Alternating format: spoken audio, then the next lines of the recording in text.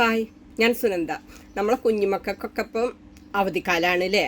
വേനലവധി ഇനിയിപ്പോൾ ഈ ഒരു മാസം കൂടിയേ ഉള്ളൂ, അത് കഴിഞ്ഞാൽ സ്കൂൾ തുറക്കാറായി.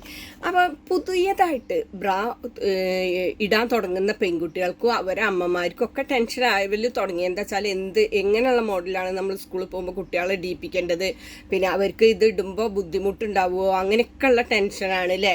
അപ്പോൾ എൻ്റെ ഒരു അഭിപ്രായത്തിൽ ഇതിൽ കുട്ടികൾക്ക്, അതായത് ബ്രാ ഇടാറാവാത്ത കുട്ടികൾക്ക് ഉപയോഗിക്കാൻ പറ്റിയൊരു മോഡലാണ് സ്കൂളിൽ പോകുമ്പോൾ ഇങ്ങനെയുള്ള സ്പോർട്സ് ബ്രാ. കണ്ടോ, ഇതൊക്കെ സ്പോർട്സ് ബ്രാ ആണ്.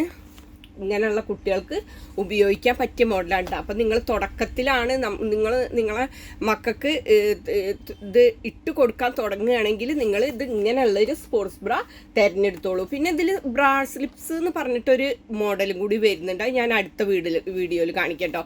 ഈ രണ്ടിൽ ഏത് ഉപയോഗിക്കുകയാണെങ്കിലും കുട്ടികൾക്ക് നല്ലതാണ്.